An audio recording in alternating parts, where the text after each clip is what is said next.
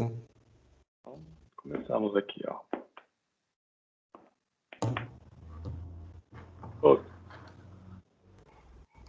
Desculpa. Vamos lá, então vamos começar, Gabriel. O que você achou do segundo capítulo?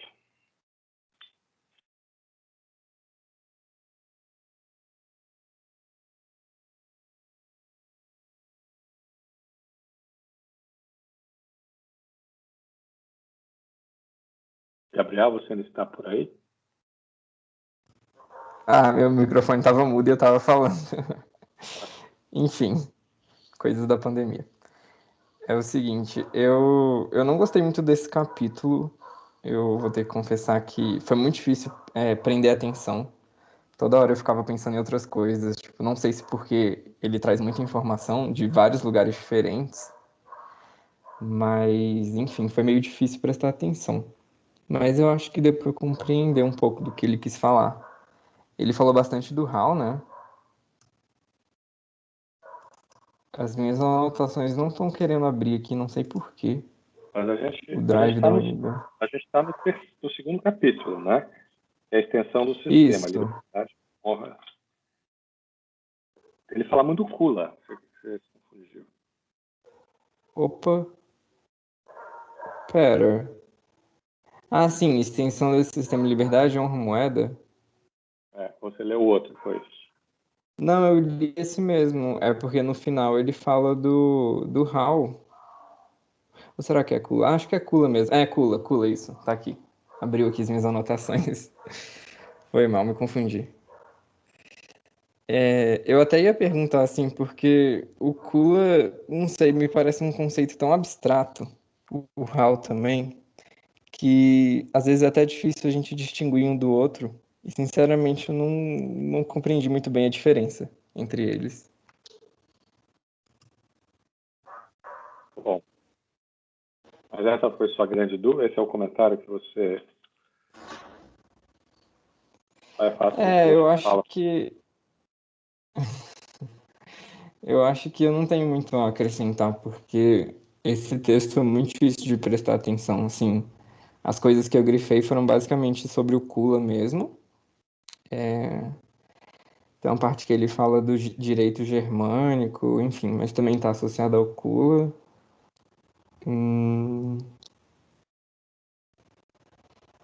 Acho que foi só isso mesmo, assim, do que eu realmente entendi.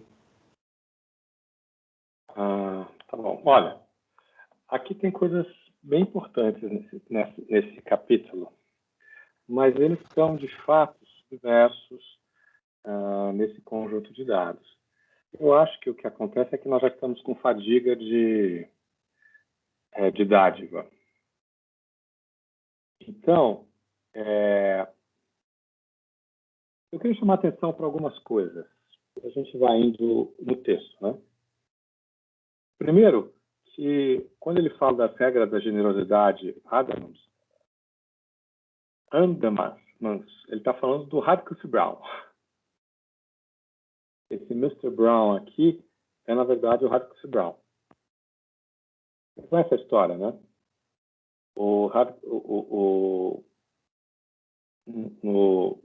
Na Inglaterra, esse tracinho é sinal de uma ascendência aristocrática. E o Radcliffe Brown, ele adotou no seu nome o tracinho, depois de um certo tempo. Que tracinho? Hã? Que tracinho é esse? Você nunca ouviu o nome do Radcliffe Brown? Sim, sim, sim. Entendi agora. Entendeu? O Radcliffe Brown, ele era Mr. Brown, mas em algum momento ele se transformou no Radcliffe Brown. É uma pretensão, né? Evans Pritchard não, Evans Pritchard já era Evans Pritchard desde sempre.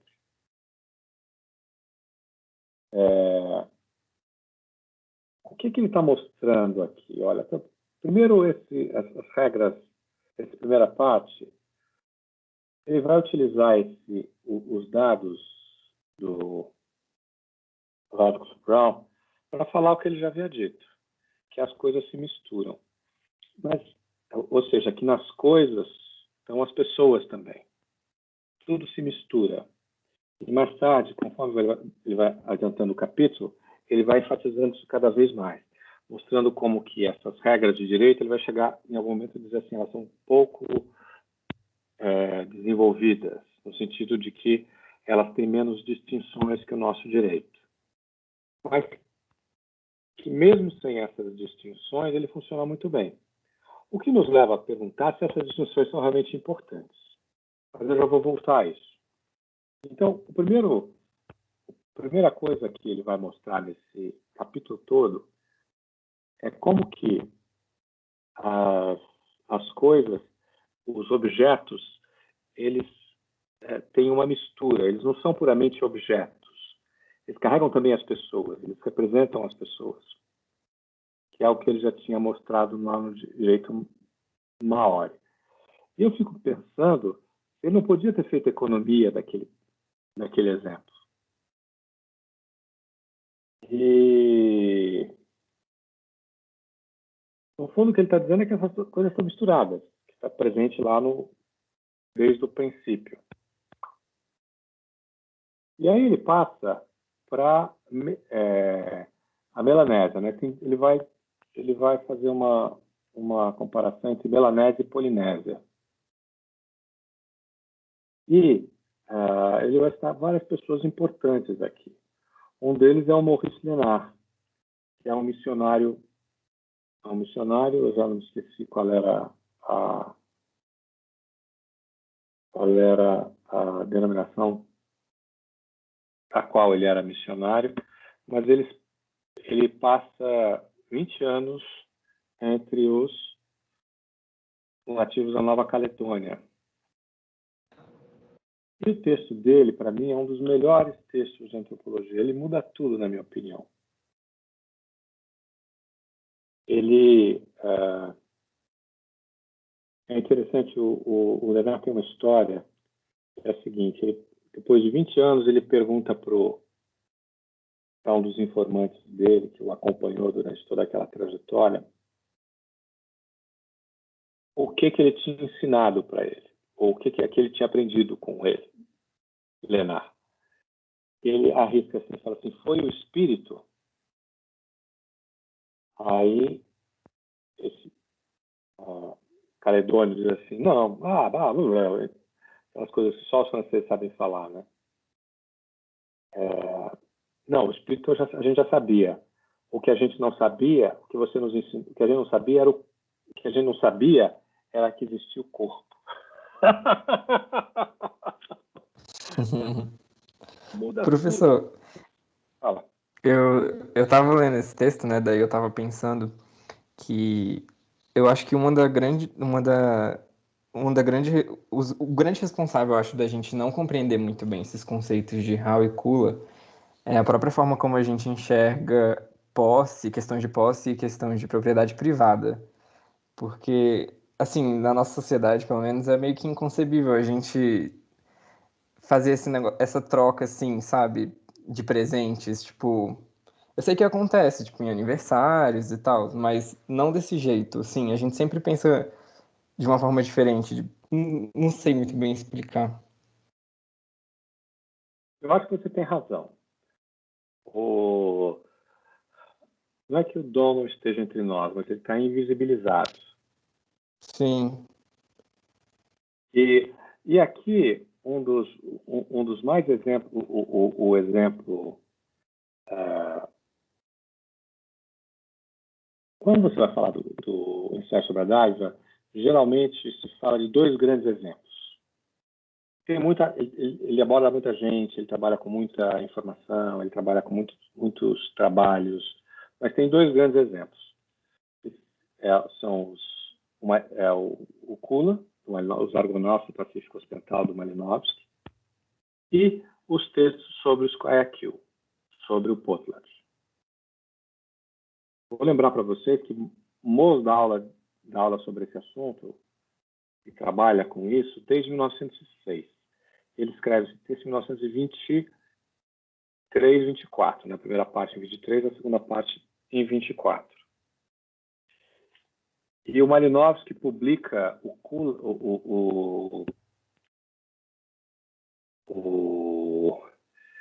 Trabalhos dos Argonautas em 22. Ou seja, eu tô imaginando que esse trabalho dele, que a gente já está na segunda parte, né? O capítulo 2 faz parte da segunda parte. Então foi publicado, bom, de todo jeito foi publicado ou em 23 ou em 24.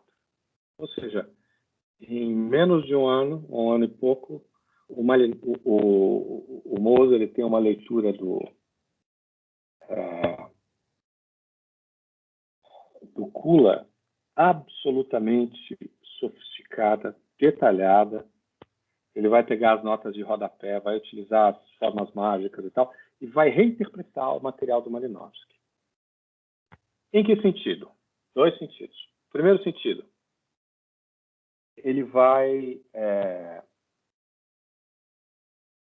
associar o Kula ao Potlatch, algo que o Malinowski não havia feito. De maneira, ele vai mostrar como aquelas dimensões do Potlatch estão presentes também, né, no Malinowski. Tanto nas viagens do Kula, que não se trata apenas do Kula, trata-se todo um conjunto de prestações e contraprestações que estão ali do lado, circulam, como no Kula interno também você tem essa dimensão. Você tem a ideia ao mesmo tempo, das fórmulas muito solenes e, ao mesmo tempo, todo um conjunto de coisas que circulam também. Gentilezas, convites, almoços, abrigo, proteção e por aí afora. Tem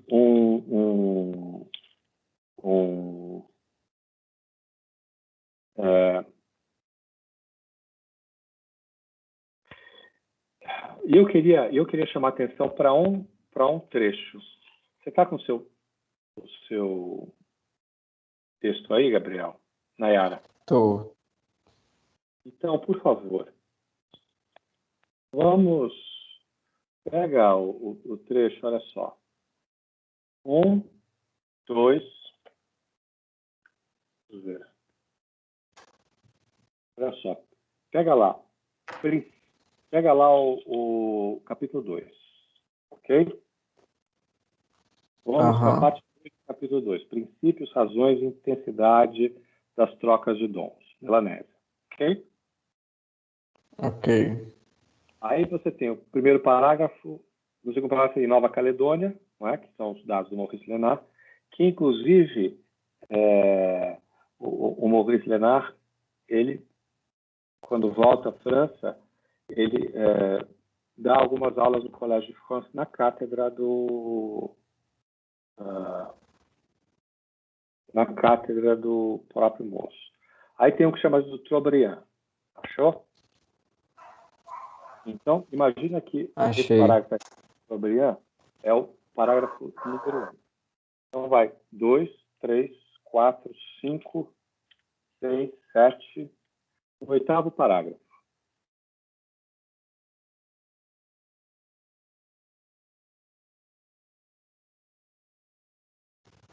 Oitavo, Achou? na página 218?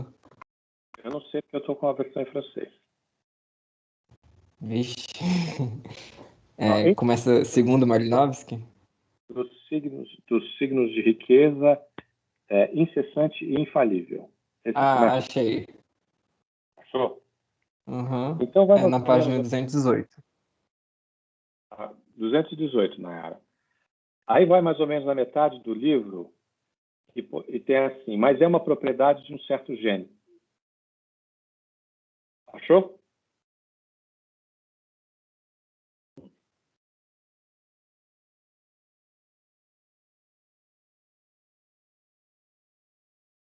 Ele está falando dos Waigawa, que são aquilo que circula no Kula, né?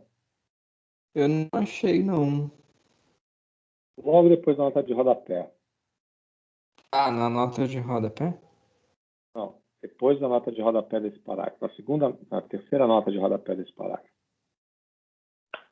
Vamos ver aqui o meu texto de preguiça, Luiz.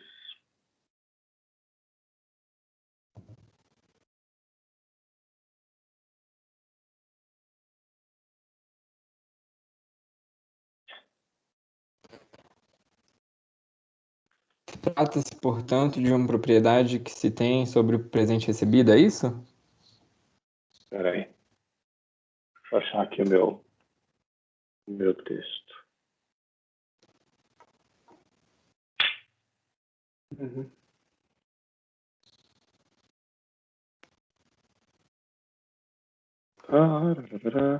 Em que página você está, por favor?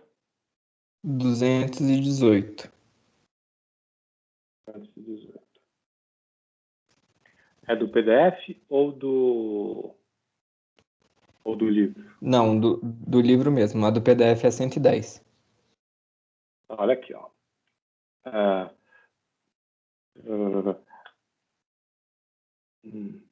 exatamente. Por exemplo, olha só. De baixo para cima, 1, 2, 3, 4 linhas. Trata-se, portanto, de uma propriedade. Achou? Aham. Olha aqui, ó. Lê para mim em português. Lê para mim em português, por favor, Gabriel. Trata-se, portanto, de uma propriedade que se tem sobre o presente recebido, mas propriedade de um certo tipo. Pode-se dizer que ela participa de toda espécie de direitos que nós, modernos, cuidadosamente isolamos uns dos outros. É uma propriedade e uma posse, é uma propriedade e uma posse, um penhor e uma coisa alugada, uma coisa vendida e comprada, ao mesmo tempo que deposita, confiada em procuração e fideicometida, pois ela só nos é dada com a condição de dela fazer-se por um outro, ou ele transmiti-la a um terceiro, parceiro longínquo, muri-muri. Tal é o complexo econômico, jurídico e moral verdadeiramente típico que Malinowski soube descobrir, recuperar, observar e descrever. Por que eu estou chamando a atenção desse trecho, Gabriel? O que você acha? Por causa do meu comentário. Não, esse trecho já estava na minha lista. Bom, eu acho que ele tá falando assim, que foi o que eu falei, que a gente tem dificuldade para compreender, porque a gente tem uma outra visão de mundo, né? E o que caracteriza essa nossa visão de mundo é que a gente separa as coisas em muitas caixinhas. Tudo aquilo que a gente separa nessas caixinhas estão juntas, circula. Ou seja, o bem é muitas coisas. Ele não é só ele não cabe só numa uma das nossas categorias. É como se ele atravessasse a todas elas.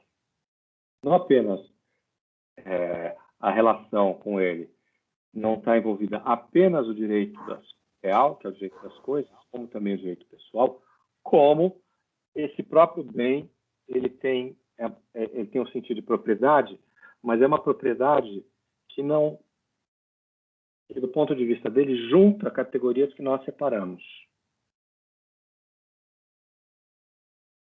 Faz sentido? Fez total sentido e foi um ponto na leitura que passou batido para mim. Eu nem percebi. Agora, olha aqui, ó.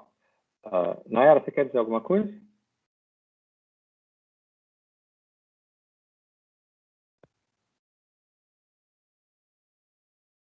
Não.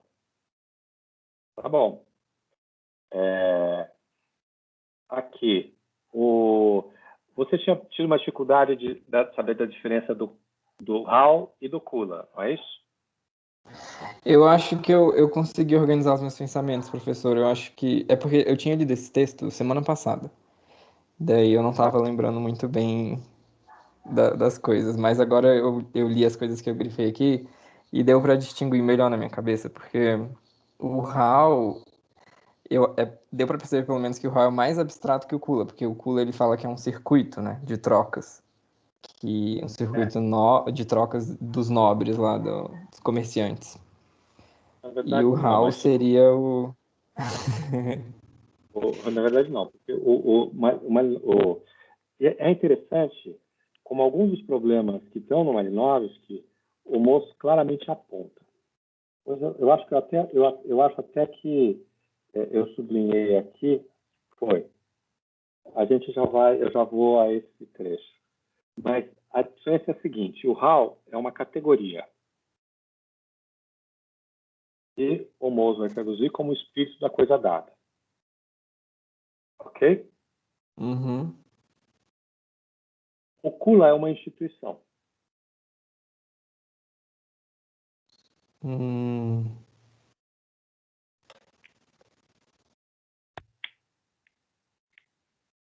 entendi. Mas, entendi. Ou seja, o que é o Kula? O Kula é essa troca que ele vai descrever aqui, que é o que? A troca de braceletes por colares. Os braceletes vão no sentido horário e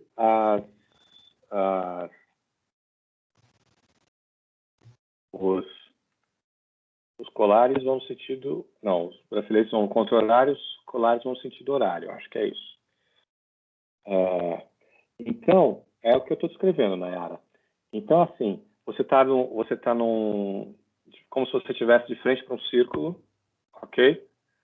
Você recebe de um lado colar, braceletes, você recebe com a mão esquerda braceletes e você transmite para a pessoa a sua direita, olhando para esse círculo imaginário.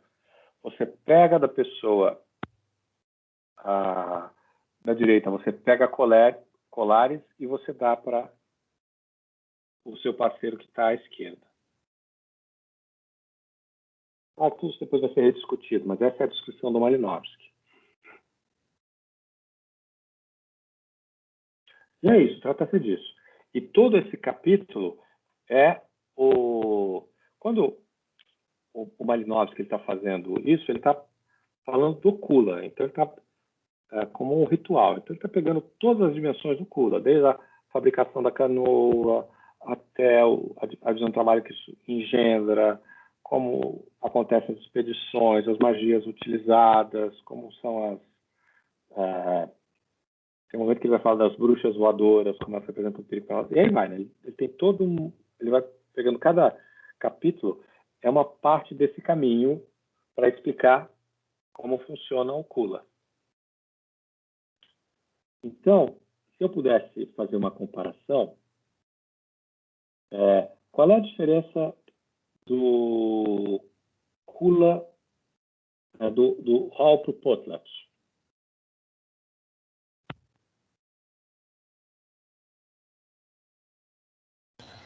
Ah, professor, eu acho que seria a mesma diferença do HAL pro Kula, não? O Potlatch Exatamente. como instituição e o HAL como categoria. Eu fiquei em dúvida porque no início do texto ele fala sobre prestações de moeda. Ele fala prestações de todo tipo, inclusive de moeda. Eu fiquei pensando o que seria isso. Ele tá falando de circulação de moeda normal? Não, pois é que está a história. Mesmo nessas sociedades de tipo Potlatch, que ele está dizendo aqui, de tipo de troca agonística, mesmo nessas sociedades, você pode ter a circulação de moedas, mas essa circulação de moedas não é equivalente à circulação de, que eu digo, ela não é a mesma coisa que a moeda para nós. Não seria uma moeda capitalista, então. Porque a moeda, para nós, ela é, vamos dizer assim, um redutor universal. Em que sentido? Tudo você pode colocar um preço, teoricamente. E na medida que as coisas têm um preço, elas podem ser redutíveis a um valor monetário. E a partir desses valores monetários, elas são intercambiáveis. Então, pega, por exemplo, uma calça que custa 500 ou 100 reais e um tênis que custa 100 reais. O que faz com que eles sejam iguais? Nada. Eles são objetos absolutamente diferentes, têm valores de uso diferentes, embora talvez a gente possa argumentar semelhantes. Mas eles são equivalentes na medida em que os dois custam o mesmo valor.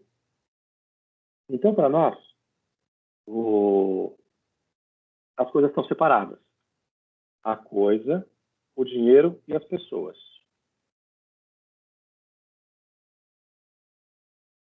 Entendi. Aqui está tudo junto. Daí, a coisa que ele vai falar mais lá para frente, a gente vai ver como que esses objetos eles ganham nome, eles ganham uma história, eles não são simplesmente objetos. Ele fala que o dono do objeto pode até dar o mesmo nome para o objeto, né? Uma parte assim, pelo que eu me lembro. Mas então, assim, de um ponto de vista material, o dinheiro circula do mesmo jeito que numa sociedade capitalista? Não, esse aqui é o ponto. Quer ver? Ó, vamos partir daquele coisa, vamos mais para frente, pode ser? Vamos. Quer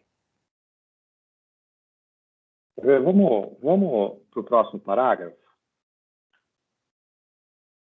Ó, pega ali, ó. Ali, ó. Logo no primeiro parágrafo. Os Vaiuga, Vaigua não são coisas indiferentes. Você lê para mim, por favor?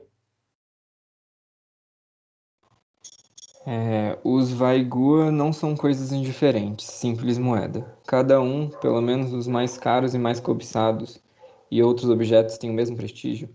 Cada um tem seu nome, uma personalidade, uma história, até mesmo um romance. É para continuar? Pode, vai, vamos lá. A tal ponto que alguns indivíduos emprestam-lhes inclusive seu nome. Não se pode dizer que eles sejam realmente objeto de um culto, pois os trobriandeses são positivistas à sua maneira. Mas é impossível não reconhecer sua natureza eminente e sagrada. Possuí-los é deleitante, reconfortante, suavizante em si. Os proprietários os manipulam e os observam durante horas. Um simples contato transmite suas virtudes. Colocam-se os vaiguas sobre a testa, o peito do moribundo, eles são esfregados em seu ventre, balouçados diante de seu nariz. São o supremo conforto dele. Olha só que coisa interessante. Esse é o ponto. Eles não são somente moeda, nada é somente moeda. As coisas estão todas juntas. Quer ver? Vamos pular um parágrafo. Aí vem uma série de situações, né? Então, quer ver? Vamos lá para a página 222 do livro.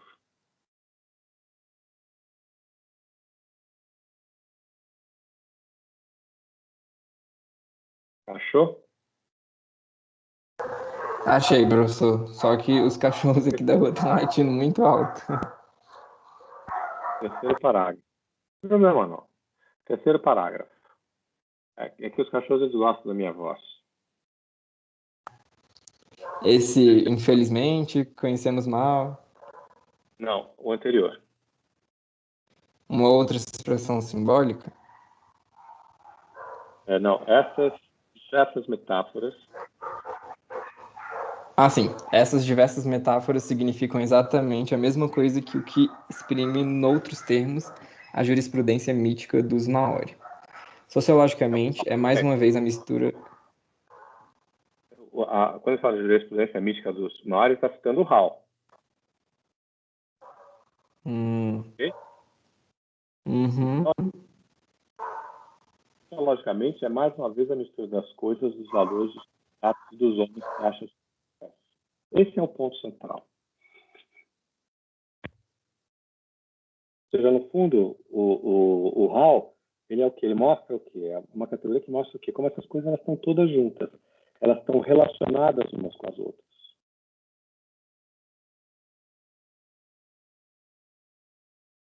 De tal forma que o sentido delas é essa mistura, é essa mistura do nosso ponto de vista, claro, né?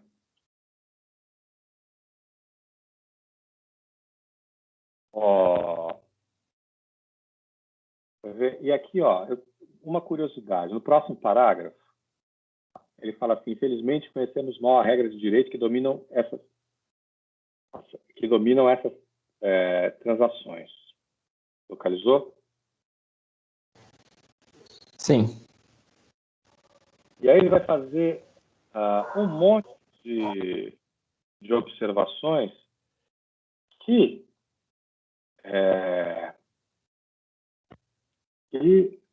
vão ser mais tarde retomadas sem citar o Moço, claro, mas vão ser mais tarde retomadas pela bibliografia que vai discutir o Kula.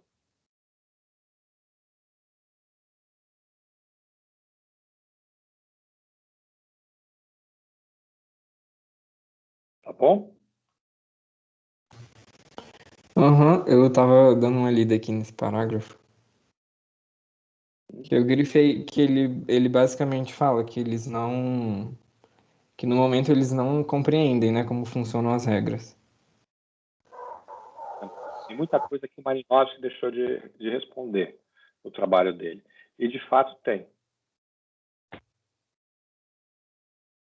Eu vou te dizer algumas, ok? Primeira, os objetos não nasceram no Kula. Eles têm que vir de algum lugar.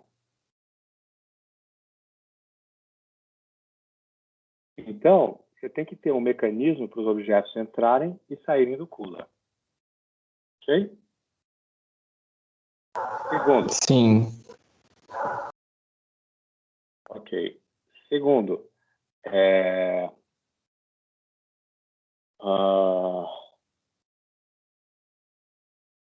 como acontecem essas negociações e transações?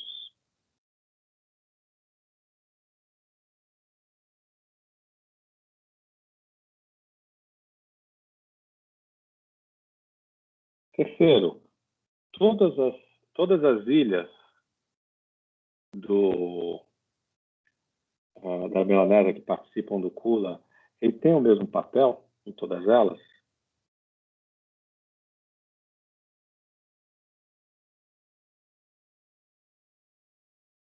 Enfim. Se não me engano, ele fala no texto que o Kula é a mais alta expressão do. Que ele fala que. Ah, eu não me lembro agora o que ele falou direito, mas ele fala como se fosse uma coisa que une essas sociedades. Tipo, como se fosse a base da sociedade. Mas não foi nessas palavras. Se eu achar aqui, eu falo. Olha aqui, ó. Então vamos lá, página 223.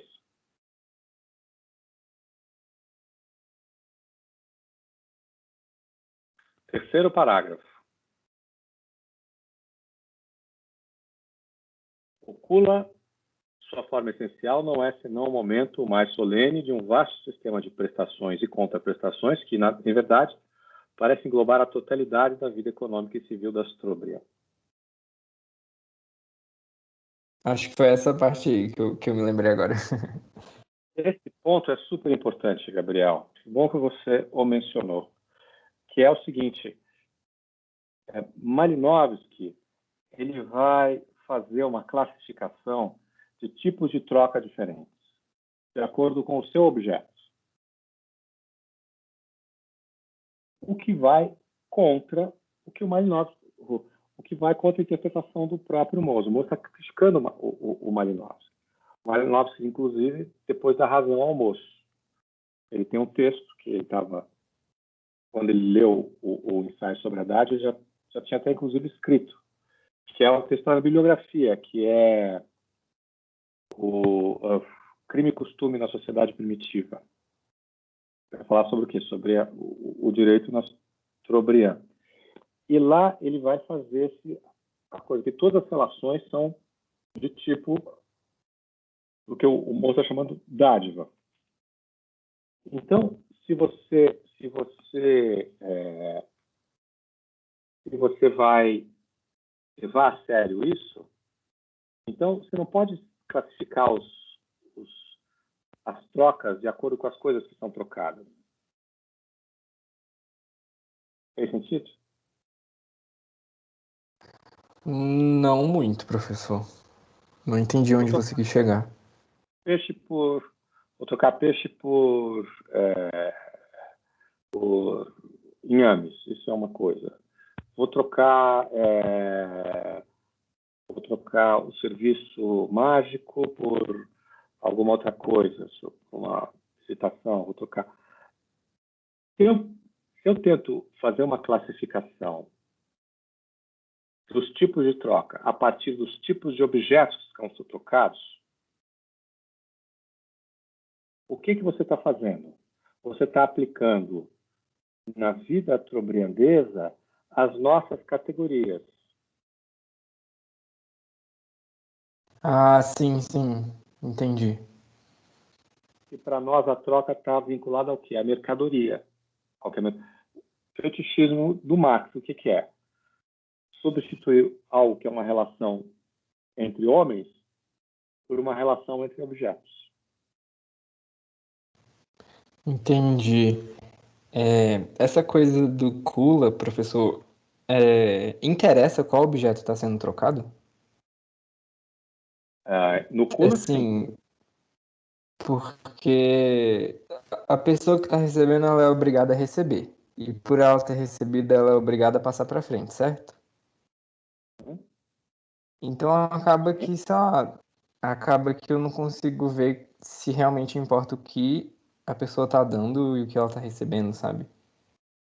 Por Mas o exemplo, problema você vai dar uma coisa para uma pessoa, se você, tipo, você não tem certeza se ela vai gostar ou não. Acho que meio que não importa, então.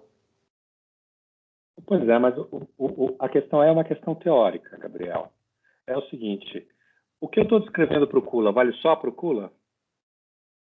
Ou tem um sentido mais amplo?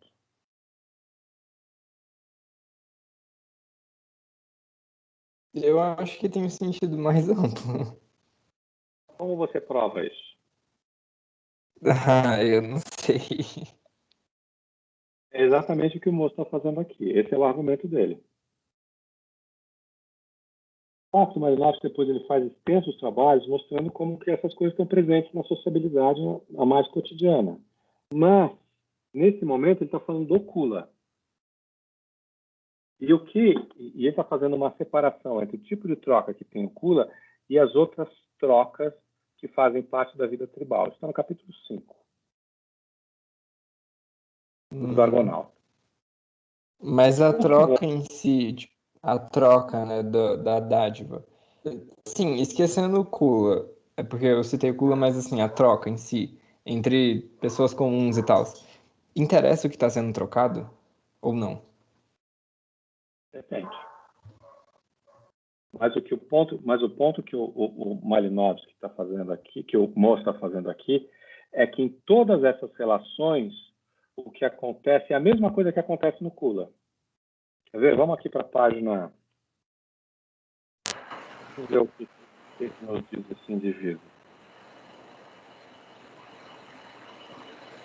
Quer ver? Ó? Então vamos aqui. Papá.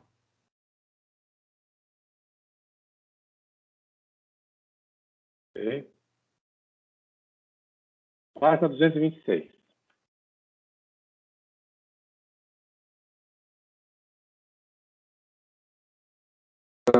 Professor, eu achei aqui uma frase que eu grifei que ele fala assim: todo o cooler intertribal não é senão, ao nosso ver, o caso exagerado, mais solene, mais dramático de um sistema mais geral. No caso seria isso, né, que você falou.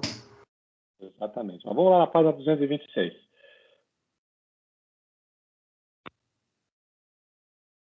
Tá bom. Lá, último parágrafo. Nesse enfim, Enfim, tá, é para ler? Enfim, ao lado ou, se quiserem, por cima, por baixo, ao redor e, em nossa opinião, no fundo desse sistema do culo interno, o sistema das dádivas trocadas permeia toda a vida econômica e moral dos trobriandeses. Ela está impregnada dele, como disse muito bem Malinowski. É um constante dar e tomar. É como que é atravessada por uma corrente contínua e em todos os sentidos de presentes dados, recebidos, retribuídos obrigatoriamente e por interesse, por grandeza e por serviços, como desafios e garantias. Não podemos aqui descrever todos os fatos cuja publicação, aliás, o próprio Malinowski não concluiu. Vejamos os principais, inicialmente dois. Não, peraí, mas tudo bem. Esse aqui é o ponto. Então, primeiro ele fala do Kula, né? Depois ele vai para o Kula intertribal. No Kula intertribal ele fala assim, olha, mas isso aqui está envolvendo, né, uma coisa muito mais ampla, que está permeando a sociabilidade ativa. Ele vai dar 2 exemplos, e aqui, ó, nesse... e aqui, vamos para a página 227, no último parágrafo também.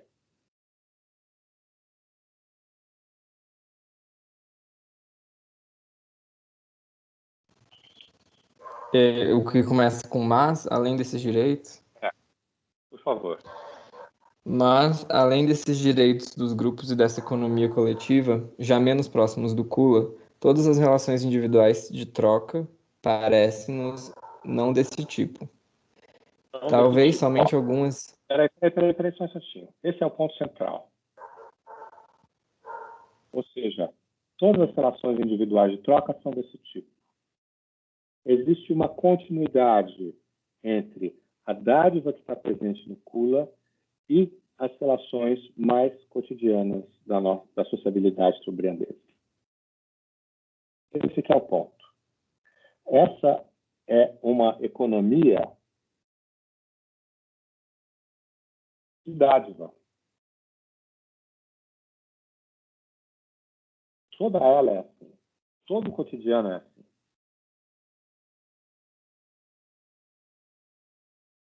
Continua para mim, por favor.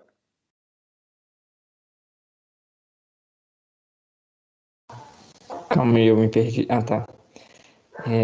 Talvez somente algumas sejam da ordem do simples escambo. No entanto, como este praticamente só ocorre entre parentes, aliados ou parceiros de Kula e de Wasi, não parece que a troca seja realmente livre.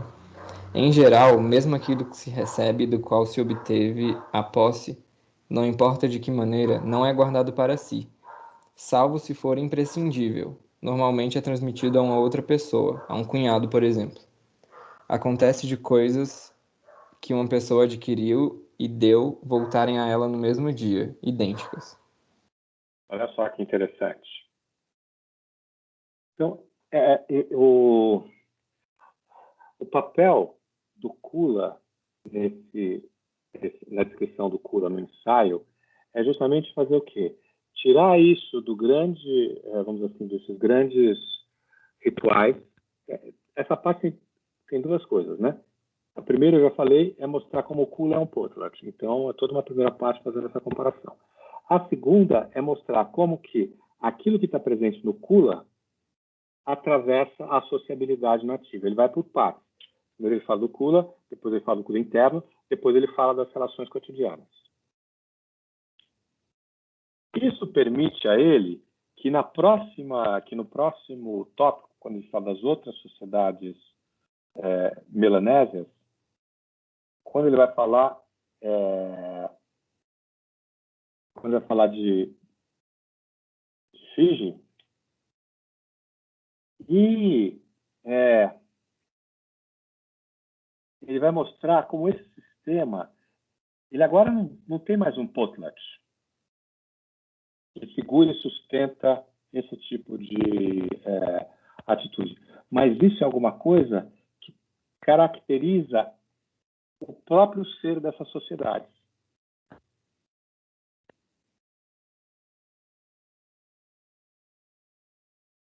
Faz sentido? Caracteriza o quê, professor? O próprio ser dentro da sociedade? O próprio ser dessa sociedade. Fez sentido, sim, professor. Ou seja, não é só o Kula. Essa é a maneira. Essa é assim como ela se constrói. Aí estão os fundamentos da sua sociabilidade.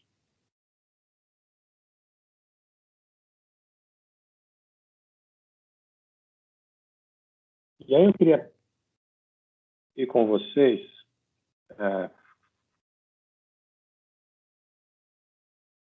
lá para a página 231.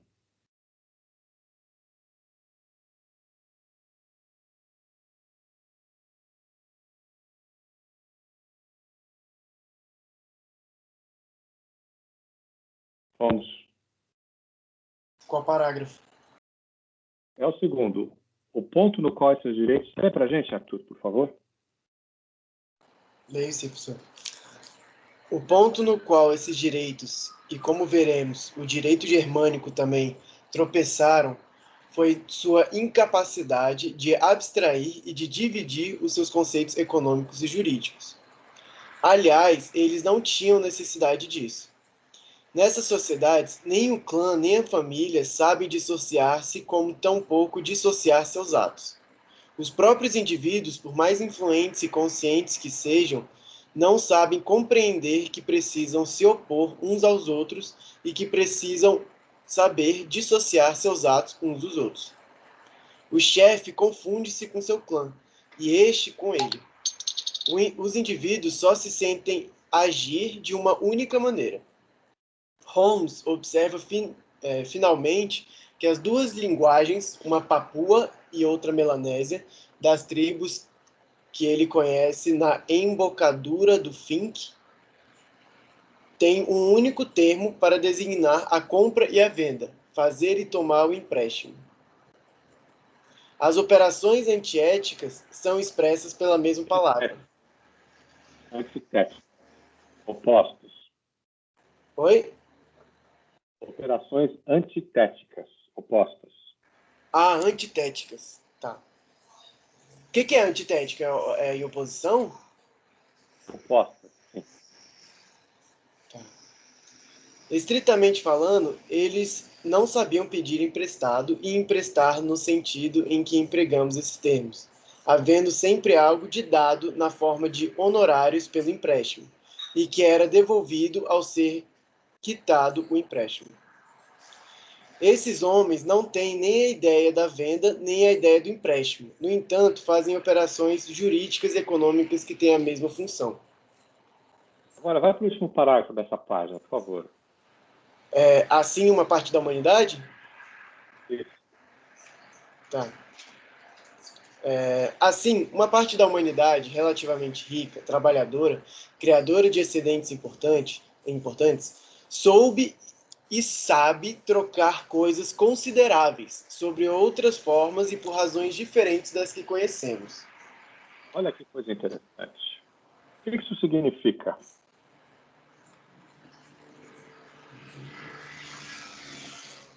O que significa?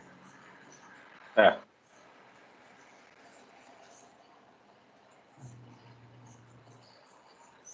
Que eles têm uma outra forma de chamar esse mesmo processo, né? Que é o...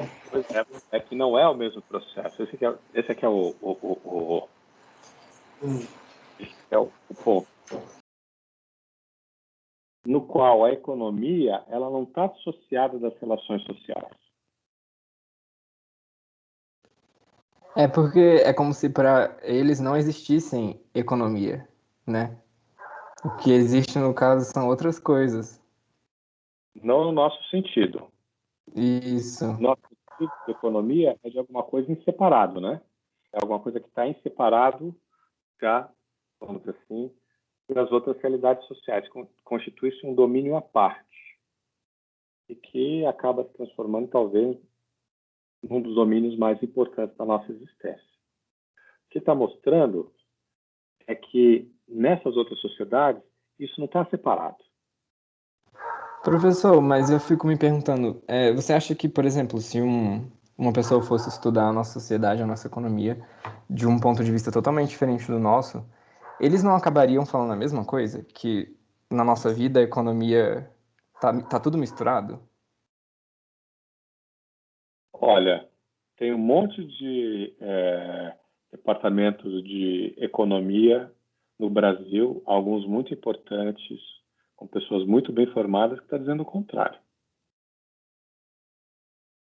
Que não tá nada misturado? Que é tipo cada coisa na sua caixinha? Não, que a economia se constitui como um domínio à parte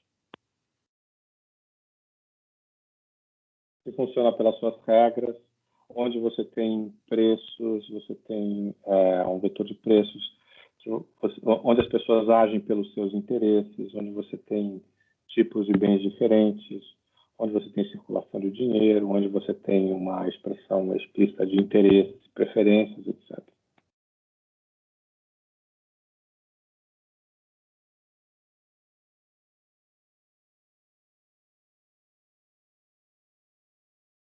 Você acha diferente, Gabriel? Professor, eu não sei, eu acho que são coisas muito complexas que, enfim, eu não consigo enxergar, tipo, cada coisa na sua caixinha sem transbordar a caixa, sabe? Não, e você tem razão. Isso é verdade. Mas não é assim que pensa a nossa sociedade. Ou é? Não, a gente pensa diferente mesmo. Não é? Esse aqui é o ponto. Ou seja, você, na antropologia, a gente está lidando com duas coisas. A primeira coisa é dizer o seguinte, olha, será que a maneira como as pessoas imaginam a sua realidade corresponde ao que elas de fato fazem? É uma dimensão. A outra dimensão é o seguinte, ok, se a gente aceita que não correspondem, então o que elas creem não tem sentido? Para um antropólogo, elas têm. Elas fazem parte do fenômeno. O fenômeno não é só que as pessoas, quando vão comprar alguma coisa elas procuram comprar das pessoas que elas, vão dizer assim, gostam mais, se sentem melhores e tal. O ponto é que não é assim que o mercado funciona.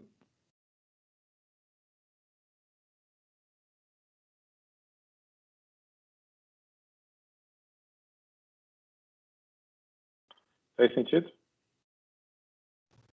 Fez total sentido. O que você acha disso, professor? Sua opinião?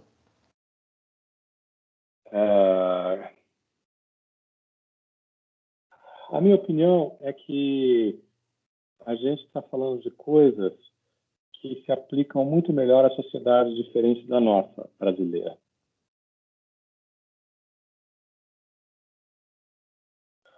Grande parte do nosso mercado funciona dessa maneira, mas parte não.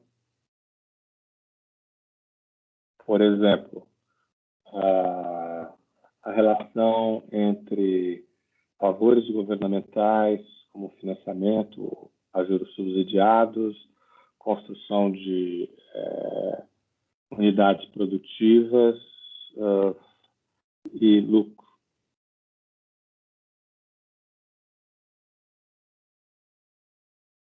Então, se você vai falar assim, quer dizer, que isso é o seguinte, se você vai comprar um carro, você tem aí um mercado funcionando. Por quê? Porque tem as concessionárias, tem um monte de carros diferentes, cada carro tem um valor diferente, você então vai exercer uma escolha baseada, primeiro, nas suas preferências, e segundo, no tamanho do seu bolso. Ou pelo menos o tamanho do seu crédito. Porém, conforme a gente vai chegando lá em cima, nos CEOs dessas companhias e tal, eles têm uma relação muito complicada com o Estado, com subsídios, com financiamento para construção de plantas e histórias, para proteção contra a ação dos sindicatos, uma relação de financiamento de campanha. Talvez a indústria automobilística hoje já não funcione dessa maneira, mas, por exemplo, depois lá do mensalão e do escândalo que depois teve que levou ao impedimento da Dilma e das coisas todas que a gente pode dizer, por exemplo, que as grandes empreiteiras elas funcionavam como uma economia de mercado?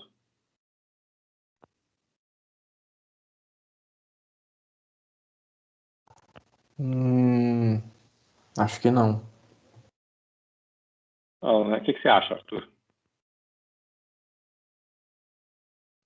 Se as empreiteiras, no caso do mensalão, elas funcionam. Todas aquelas empreiteiras que os executivos foram para a cadeia, ok?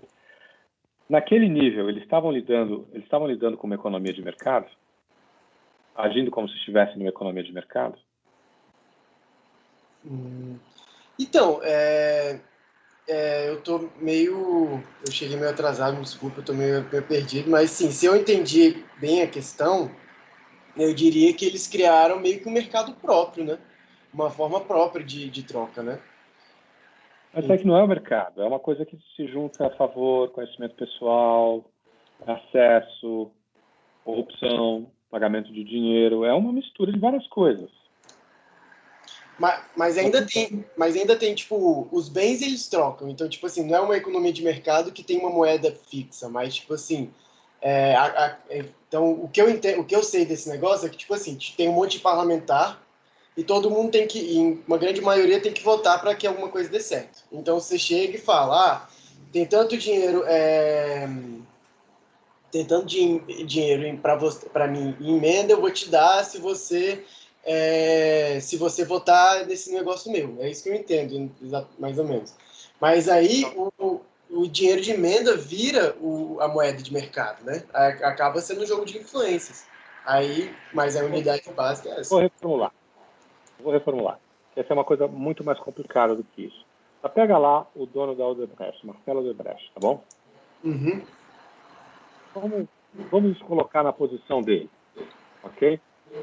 Uhum. Quando ele está pensando lá na empreiteira dele, ele está pensando assim, olha, eu vou construir coisas baratas para conseguir vender, eu vou construir de maneira mais eficiente que o meu competidor para poder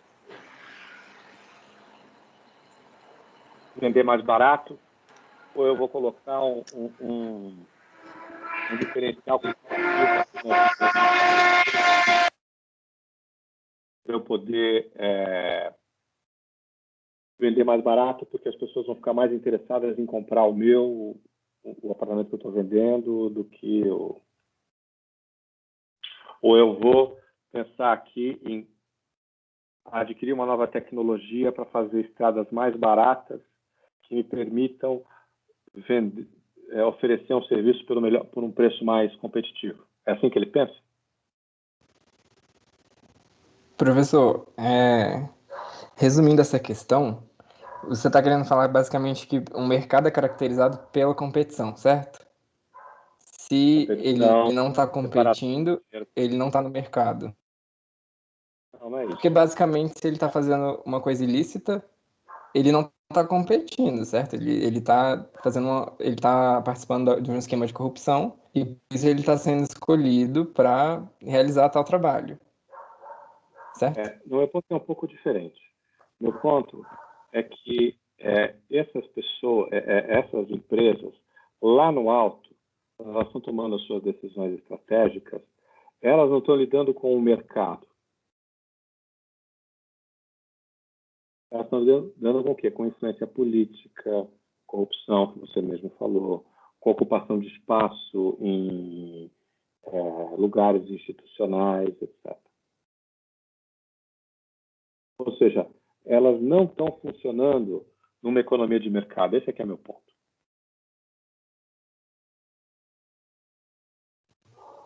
Entendi. Eu entendi o que você quis dizer. Ou seja, você pode falar o seguinte, olha, o cara que está vendendo,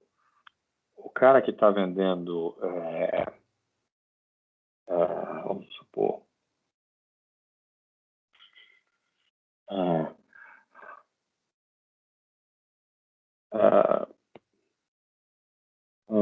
relógios na Feira do Paraguai, ele está numa economia de mercado. Por quê?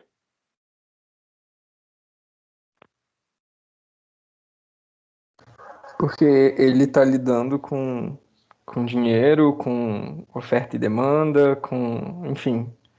Eu entendi o que você quis dizer. Ele não está lidando com política e etc. Não, ele está lidando com um consumidor anônimo que está passando por ali, ele tem que vender um produto dele mais barato, ou ter um produto melhor, ou enfim, qualquer que seja a onda dele. Ele tem que ocupar um espaço. esses casos... Então, o meu ponto é o seguinte. Quando você pensa na economia do Brasil, a nossa economia não é uma economia pura de mercado. Esse é o meu ponto. Ela é uma economia que mistura coisas. Mas, professor, você não acha que toda economia mistura coisas? Você acha que existe, sim, uma economia pura? Não, eles tentaram fazer isso no século XIX e não funcionou. Mas nós estamos falando aqui sobre ideias, Gabriel, também. Estamos falando de tipos de sociedades diferentes. Então, por exemplo, eu acho que uma sociedade americana funciona muito mais, vamos dizer assim, nos parâmetros de uma economia de mercado que uma sociedade como a brasileira.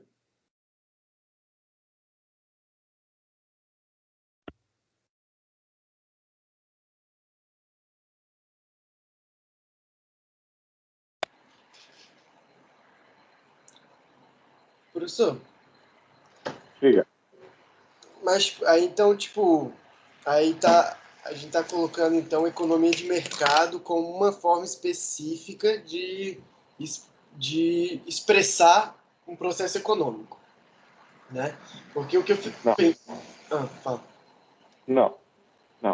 A gente está falando do mercado, uma economia de mercado com um tipo de sociedade diferente. É esse o que eu não estou dizendo, estou dizendo é almoço.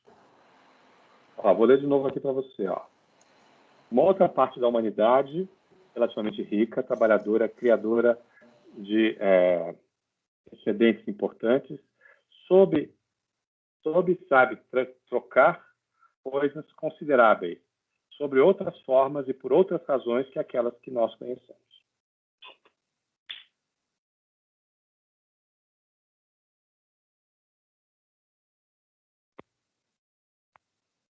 Ele está dizendo então que essas trocas elas são motivadas por razões que não são as mesmas que a gente faz as nossas trocas, basicamente. Exatamente. Elas não são. As nossas trocas econômicas, elas são feitas baseadas no que interessa. E não há nenhum. É assim que funciona. Não há nenhum. Segundo, elas têm coisas que estão em volta delas que as sustentam, como, por exemplo, os conceitos jurídicos. Entre eles, a distinção entre direito real e direito pessoal. Vocês lembram o que é o direito real e direito pessoal? Sim, do objeto da pessoa, né? Desculpa. Então, assim que a nossa economia funciona. O objeto é o objeto. A gente está trocando objetos por dinheiro, que é um equivalente universal. Eles aqui não estão fazendo isso. Aqui, a coisa dada, ela permanece, vamos dizer assim, a pessoa vai com a coisa que ela deu.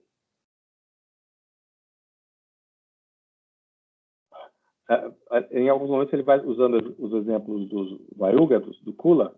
Não. Vaigua,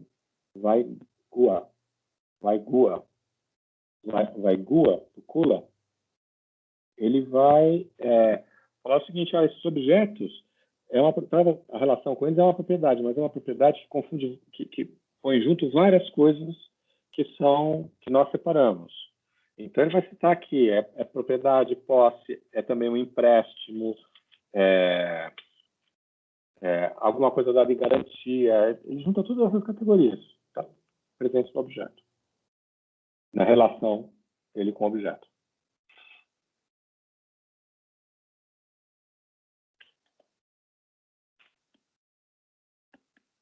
Uma pergunta, aí, nesse sentido, então trocar com alguém, por exemplo, a espada do meu avô por algum objeto valioso para essa outra pessoa, também não seria a lógica de mercado. Seria essa ideia. Então. Depende. Nós estamos numa sociedade de mercado, né? Então, se você pode trocar por outro objeto precioso. Aí você está saindo da lógica, tudo bem. Vamos supor, nós trocamos, eu te dou a caneca do meu avô, você me dá a espada do seu avô, por exemplo. Estamos trocando objetos. Aí, nesse caso, não seria do tipo econômico que a gente conhece. Pois é, mas qual é o problema? O problema é que a gente está numa sociedade que pensa dessa forma, na qual suas principais categorias estão fundadas estão nessa direção. Então, por exemplo, eu garanto que vocês todos estão preocupados com empregabilidade. Estou errado? Não, tá certíssimo. Então, quando você está falando de emprego, o que você está falando?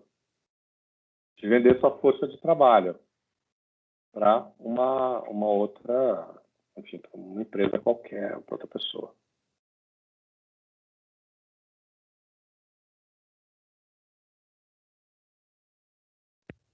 Aí, no caso do mercado, seria quando você vende a sua mão de obra, aquela parte do...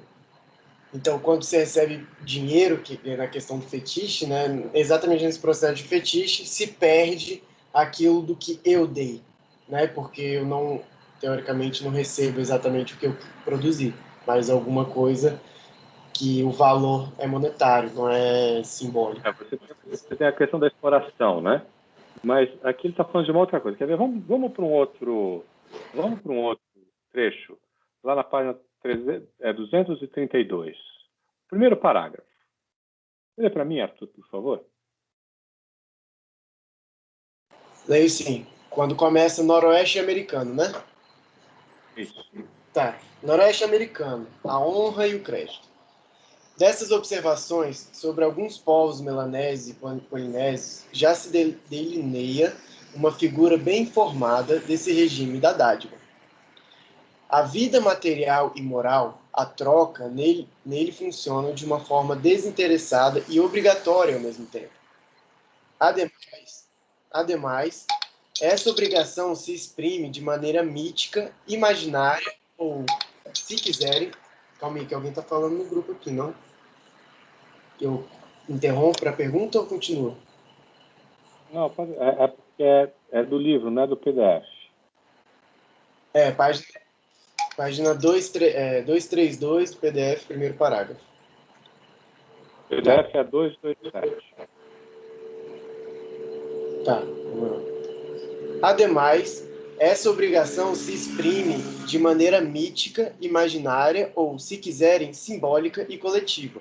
Ela assume o aspecto do interesse ligado às coisas trocadas.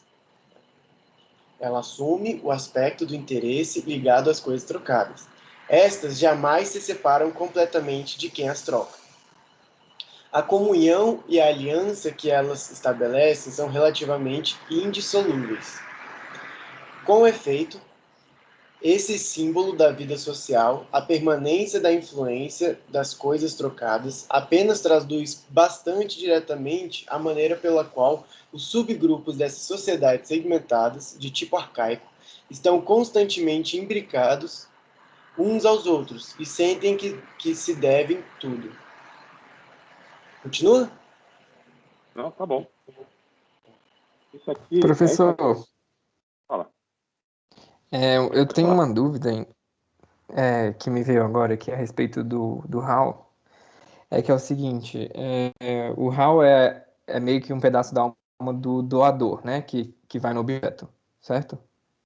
Então eu fico me perguntando assim, o que acontece quando esse objeto ele só pode ser usado uma vez? Por exemplo, você deu o exemplo do tabaco na primeira aula que a gente discutiu isso. Se você usar o tabaco, ele acaba, tipo, não tem como você passar para frente, certo? No caso, qual seria a explicação para onde vai o HAL do tabaco que foi consumido? Tem que devolver. Então, o hall do tabaco passa para outro objeto, que no caso você vai continuar... Na verdade, a coisa pode ser um pouco mais complexa. Pode ser tanto o hall do tabaco que volta, o hall da primeira pessoa que deu aquilo que volta, ou o meu hall que contrabalança o outro hall. Entendeu? Entendi, porque eu ficava pensando, tipo, como que as coisas saem dessa circulação, sabe? O problema É meio confuso. Aqui tem uma pasta, aqui tem uma, é confuso. Você sabe o que significa confusão? Não me faz ficar mais confuso ainda, professor. mas eu vou esclarecer coisas a partir da confusão, você vai ver. E aí, Arthur, sabe o que é confusão? A ausência de ordem inteligível. Não. Não. Confusão significa mistura. Então é literalmente uma confusão. Do nossa perspectiva. É claro que você Sim. está tentando dividir coisas que estão juntas. E não se separam. E só caminham em relação.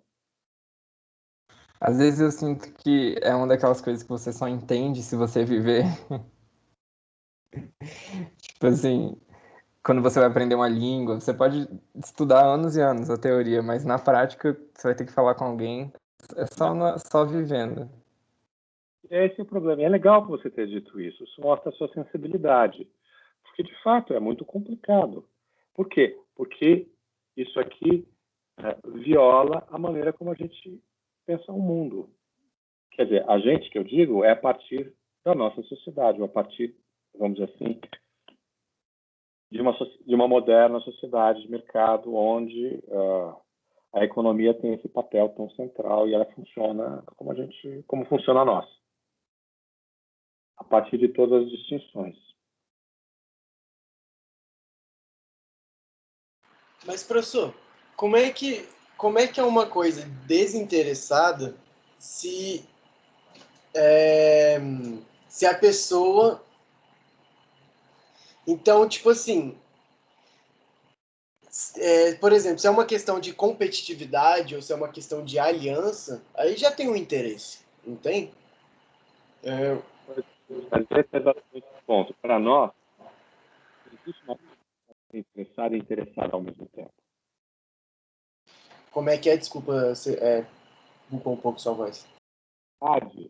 Não pode haver uma coisa que seja interessada e desinteressada ao mesmo tempo. Você não concorda? Que não pode ter uma coisa interessada e desinteressada ao mesmo tempo? Isso. Sim, concordo. Se a coisa for interessada, ela não pode ser, por definição, não pode ser desinteressada. Ok? Sim. Então, é quase como se o interesse contaminasse. Ele suja, ele contamina, ele transforma. Isso é uma aporia. Sabe o que é uma aporia? Maporia não era uma questão insolúvel que não tem solução. Quase é uma aporia. Mas qual é o problema? Qual é o ponto aqui? É que a dádiva, ela junta os dois.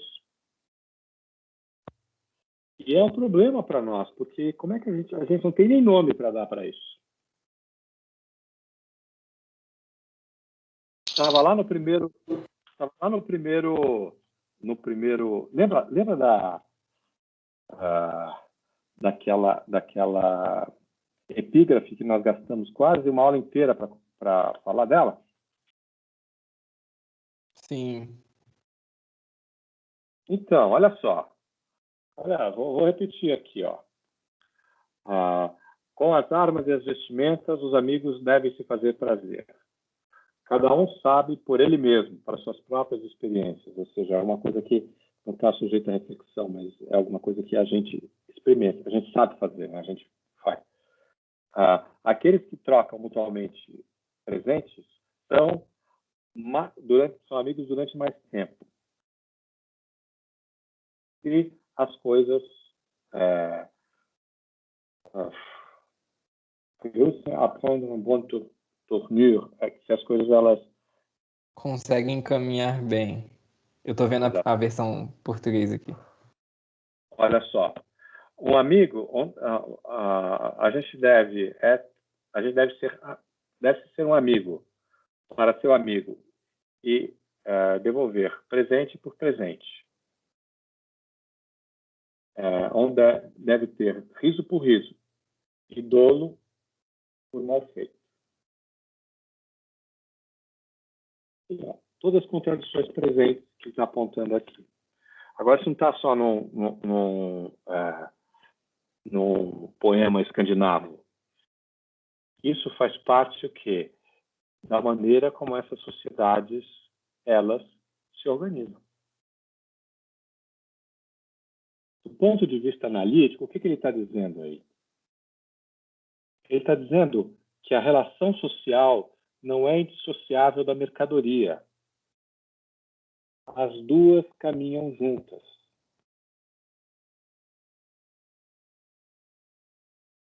As trocas, elas são, ao mesmo tempo, relações sociais.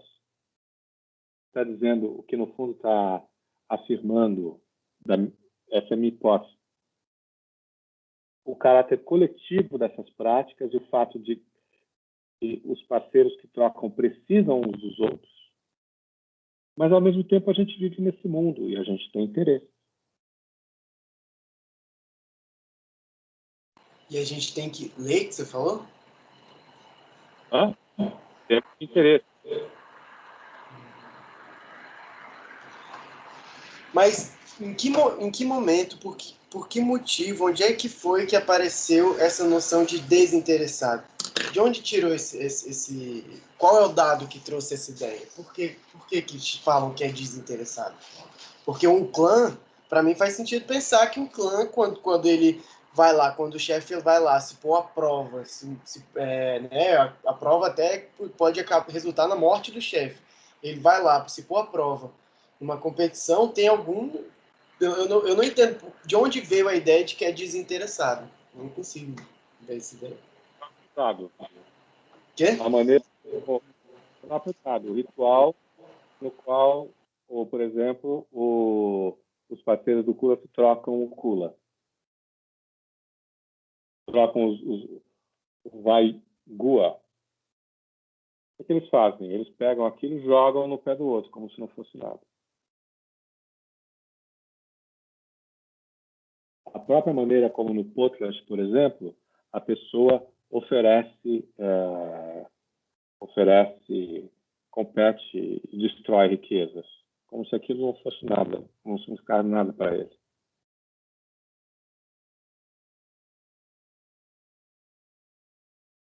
Ele recebe como se não fosse nada? Não, ele dá como se não fosse nada. O ritual do Kula, ele é muito específico. O sujeito tem vamos dizer que seja um Vaigua qualquer. O sujeito ele está assim, ele está na praia, o outro está lá, coisa assim, ele pega isso e joga no chão. Como se não fosse nada. O mais precioso que seja o Kado, o Vaigua. Ao mesmo tempo, no Potlatch, as pessoas, os chefes se destroem riquezas e dão coisas como se aquilo não significasse nada, como se não fosse não estão pedindo alguma coisa de volta. Professor, mas mesmo sem você pedir uma coisa de volta, você está ganhando, né? Porque, por exemplo, eu fico tentando pegar algum exemplo que seja moderno, assim, na nossa sociedade. Quando a gente dá um presente de aniversário, por mais que a gente não esteja esperando um presente de volta necessariamente, aquilo ali significa que a gente está estreitando os nossos laços, né? Por exemplo, a gente está... É como se a gente estivesse consolidando mais ainda a amizade. Você vai comprar um presente para o seu amigo. Você fica pensando assim, olha, eu vou dar esse presente aqui porque eu acho que se eu dar esse presente aqui, depois eu vou conseguir obter aquilo que eu quero com mais facilidade. É assim que você compra o presente? Não, poderia ser assim, mas não. Você compra o presente dele. Assim, geralmente quando eu não gosto muito de ganhar presente. Então eu nunca compro pensando que eu vou ganhar um presente em troca. Geralmente eu compro tipo, fazer essa pessoa feliz e, enfim, para falar que eu sou amigo dela, tipo, é basicamente isso, sabe? Ou seja, ou seja, a sua ação contradiz a sua proposição anterior, é isso? Oi? A maneira como você compra presentes para os seus amigos não é uma maneira interessada. Mas eu fico pensando, o interesse não é uma coisa ruim, necessariamente ruim. Porque às vezes eu tenho interesse em mostrar, tipo, você significa muito pra mim, então assim, Deixa eu ver se eu enfim, entendi. Peraí. Deixa eu ver se eu entendi. O fato de você querer mostrar para aquela pessoa que ela significa muito para você, isso é um interesse? ahn, eu acho que sim, porque interesse, a gente fez interesse material, né, quando a gente fala de interesse. Só que nem sempre ele é material. Pois é, mas é que você está estendendo a ideia de interesse. Tamanho qualquer coisa vira interesse. Qualquer objetivo que eu tenha vira interesse.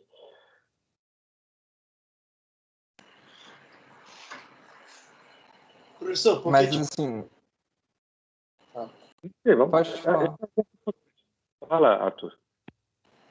porque assim, quando eu digo interesse, eu não digo necessariamente, né, que nem colocou uma coisa material, ou então estratégica, né, ou até secundária, mas é uma coisa do desejo da pessoa. Então, tipo assim, o meu desejo me levou a comprar um ursinho de pelúcia para minha namorada, por exemplo. Não era, né, não era, né, não queria ganhar nada em troca, não queria ganhar sexo em troca, inclusive. Eventualmente até rola, mas não é esse o interesse. E aí eu fico pensando, então, tipo assim. Aí, você precisaria do ursinho de pelúcia para ter sexo com ela? Quê? Eu dei o exemplo da sua namorada, né? Por Aham, isso. aham. Você precisa do ursinho de pelúcia para transar com ela? Então, se eu comprasse um presente para transar com ela, e se eu comprasse um presente só porque eu achei bonito, queria dar para ela, eu acho que das duas formas ainda tem o meu desejo. Meu desejo pode me levar para uma outra coisa, mas ainda tem o desejo. Então, quando o chefe chega lá na roda e ele mostra meio que uma indiferença com a grande carga que ele está sacrificando ali, ainda tem aquela coisa de, olha como eu sou rico, eu tô dando tudo isso e no final eu ainda nem me importo com isso. Mas ainda tem um É, desejo. sim, mas esse é o ponto do humor, gente. É que todas essas Mas, coisas caminham juntas. Nayara, diga. Precisamos de uma no visão. caso, no caso, o interesse, ele seria relacionado com o desejo também?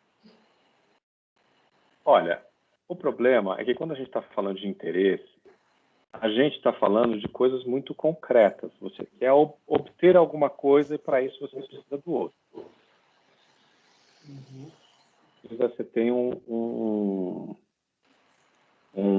coisa. Então, por exemplo, eu posso dizer assim, olha, eu tenho o interesse em comprar essa ação porque eu sei que ela vai subir. Nesse caso, meu interesse é de ordem econômico. Quero aumentar a quantidade de dinheiro que eu tenho. Eu tenho o interesse de dar uma boa aula. De dar o quê? Eu tenho interesse de dar uma boa aula. Mas você não acha que é alguma coisa diferente? Não, porque tem várias questões. Então, tipo, por que você gostaria de dar uma boa aula? Aí eu pergunto para você, você vai dar vários motivos. Porque eu quero que os antropólogos brasileiros fiquem espertos, é porque eu gosto de melhorar o meu país, porque senão eu tomo um pé na bunda e eu sou despedido. Sei lá, só imaginando. Vai acontecer. Mas, no meu caso, eu quero dar uma boa aula porque eu vejo como minha obrigação fazer o melhor possível. Uhum. Isso está relacionado com o sistema simbólico que você está inserido, né? E o que implica, num certo sentido, em me doar para as coisas que eu digo. Tem uma reflexão sobre o que significa sobre esse tipo de relação professor-aluno. Tem várias coisas envolvidas no meu caso. Mas você pode dizer, você tem a obrigação de dar aula, porque você, ok, verdade, mas não é assim que para mim a aula não é só isso, não estou fazendo só por obrigação, estou fazendo porque eu gosto. Porque isso me expressa. Porque eu estava lendo hoje o ensaio sobre a dádiva, eu estava vendo assim, quanta coisa legal tem nesse capítulo. Olha aqui, isso aqui pode se relacionar com isso, pode pensar aquilo. Isso me dá prazer.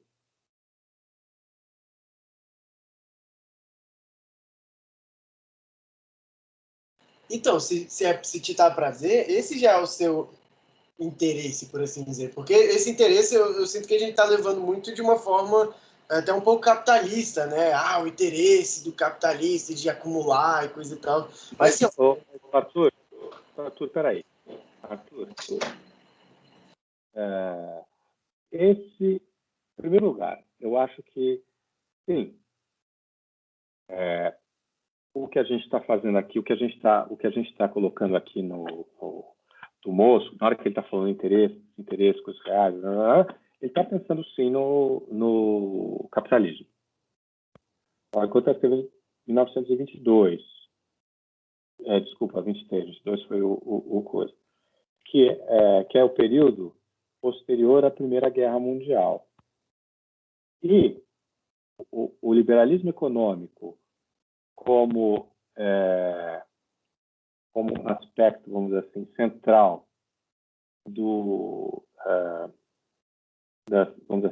inclusive das relações das nações entre si, começa no século XIX e vai até a Primeira Guerra Mundial.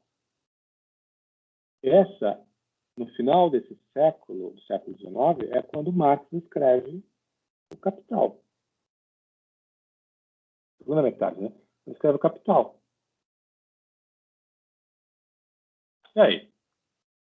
É disso que está se falando. Esse é o ponto. É uma outra sociedade além da nossa. Do jeito como você coloca, interesse vira qualquer coisa. Qualquer objetivo é um interesse. Professor, Fala. O cerne da questão, então, é como nós vamos entender isso, como nós vamos compreender isso, porque, tipo, tudo que a gente categorizar, a gente vai estar reduzindo ao nosso ponto de vista, tipo, não sei se deu para entender muito bem, mas esse Claro. seria, então, o cerne da questão. Como vamos entender isso? E assim, eu acho que o importante aqui é perceber as diferenças. Vamos voltar ao segundo aspecto. Eu tinha falado para tudo, eram dois aspectos, né? Esse era o primeiro. O segundo aspecto é que é exatamente isso que o moço está colocando. Que todas essas dimensões, elas caminham juntas num certo tipo de relação social, num certo tipo de sociedade. Você tem essas duas coisas juntas. Ao mesmo tempo, o desinteresse, no sentido de doação pelo outro, fazer pelo outro, né? E o interesse, no sentido de que você pertence a esse mundo, você quer alcançar algumas coisas. Então, volta ao exemplo da namorada, do ursinho de pelúcia. Eu acho que enfim, eu imagino que apenas em situações muito específicas, em relações muito complicadas, você vai ter alguém que dá presente à sua namorada porque ele quer atingir algum tipo de interesse. Você pode dizer assim, eu quero, você pode dizer assim, tem algumas coisas básicas, eu quero que ela fique comigo, eu quero que ela seja feliz, eu quero que ela... Mas se eu digo assim, eu quero que o meu filho seja feliz e vou fazer isso por ele, eu estou exercendo um interesse de minha parte? Aí já cairia num egoísmo, né? Mas eu acho que mesmo assim ainda é considerado como um interesse. Ok. Tá bom, vamos fazer o seguinte. Vamos discutir isso na próxima aula, porque a gente vai ler a parte final do... Já vamos discutir a conclusão, no qual ele vai falar justamente disso. Pode ser? A Pode sim. conclusão é o capítulo 3 já? Não, não. A gente vai pular o capítulo 3. Vamos para as conclusões. Tá bom? Na página 294? Deixa eu ver aqui. Vamos ver aqui. Ela não está entendendo nada. Alguém falou alguma coisa que eu não ouvi. Eu acho que é o microfone da... Vai. 290 aí? 4.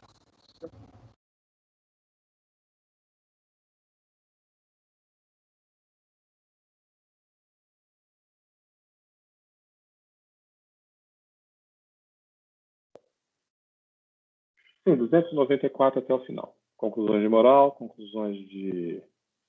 É bem curtinho, né? Ele vai até a página... 314. Então, ele tá bom, né? Tranquilo para ler no final de semana. Vocês querem dizer mais alguma coisa? A aula de hoje foi divertida, hein? Foi, eu achei muito proveitosa a aula de hoje, professor. Foi... Quando tem polêmica, a coisa fica mais divertida, eu acho, mais interessante. Porque eu tava tendo a impressão de que eu era a única pessoa que não tava entendendo o que tava acontecendo. Mas agora que eu percebi que não entender faz parte. É. Estou voltando aqui, do ensaio. Vocês querem falar mais alguma coisa? Nayara, últimas palavras? Não, quero não. Assim, eu queria só colocar que, no meu ver, o interesse, ele, através dele, existe sim um porquê e o desejo e a intenção.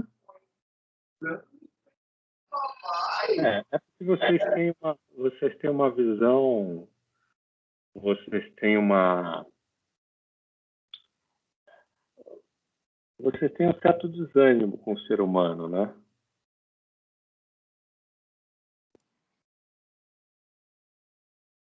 Eu acho que as pessoas são capazes de atitudes desinteressadas.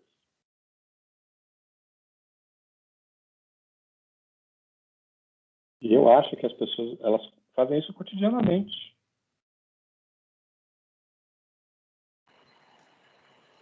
Eu acho que depende do conceito de interesse. Então, por exemplo, às vezes eu estou andando na rua, eu vejo um plástico no chão, do lado de lixo, eu pego o plástico e jogo no lado de lixo. O plástico não era meu, não vou ganhar nada com isso, além de um planeta melhor. Mesmo que infimamente, né? Nem que seja a minha consciência, mas de alguma forma. Ou seja, você fez isso por um outro, pelo planeta no qual todos os presentes vieram. Eu diria que isso é uma demonstração de desinteresse, você não acha? E o quê? De uma atitude desinteressada, você não acha? Você diverge.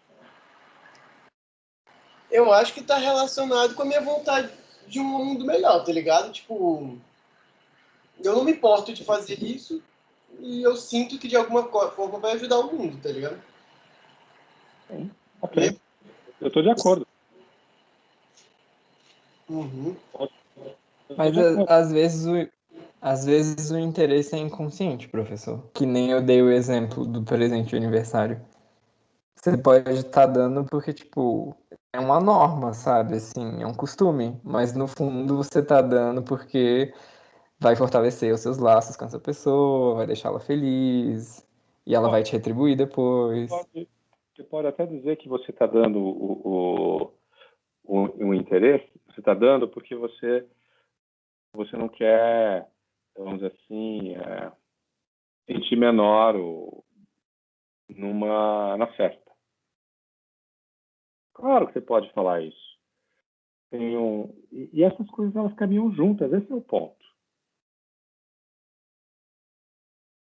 Eu vou dizer para vocês, eu quando vou dar uma coisa para a pessoa, eu quero fazer o quê? Eu faço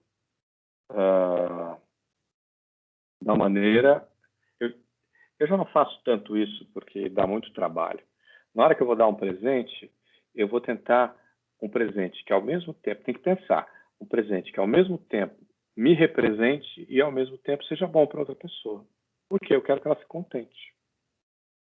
Eu não fico pensando que eu vou dar um presente porque no futuro ela vai me fazer alguma coisa, ou fico pensando que, não, eu quero ver um sorriso, eu quero que a pessoa fique contente, eu quero fazer alguma coisa por ela. Isso já é um interesse, não? Por que não? Mas aí, Arthur, tudo vira um interesse. É verdade. E por isso que o desejo tem esse caráter de que te leva. O desejo é isso que te leva para onde você vai.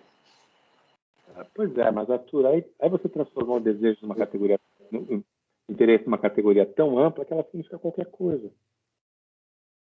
Ou seja, no fundo ela não significa nada. Eu tenho os meus filhos. Eu vou colocá-los para dormir.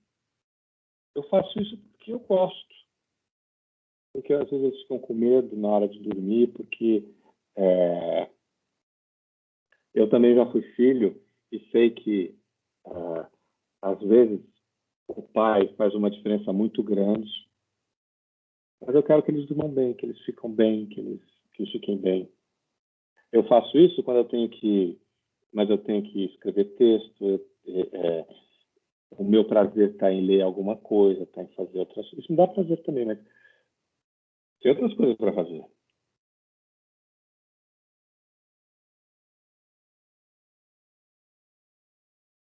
Eu abro a porta para uma pessoa de idade.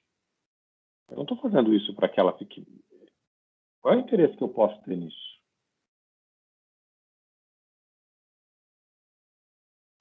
Agora já não é mais interesse linkado ao capitalismo, né? Mais interesse não, do sentimento, né? Ou do respeito ao próximo. Mas olha só, o princípio kantiano, na verdade, é russoniano. Ora, não faça, você vai fazer o outro como você vai fazer outro como se ele fosse você mesmo. Ou como você gostaria que o outro te tratasse. Vocês acham que isso é interesse? Eu acho.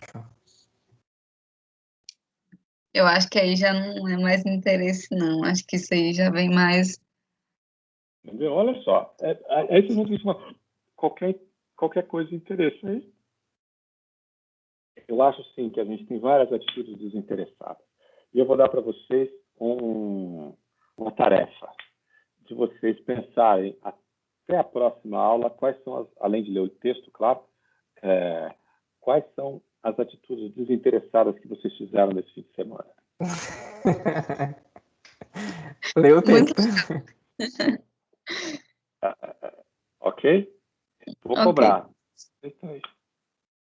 Tá bem? Tudo bem. Tá bom. Por últimas palavras, Arthur. Eu acho que essa noção que a gente está trabalhando de interesse ainda está meio tênue. Eu acho que a gente tem muito que discutir sobre isso ainda. Faloemos na próxima aula. Ok? Beleza. Ok. Tchau, tchau, professor. Obrigado. Tchau, professor. Boa noite.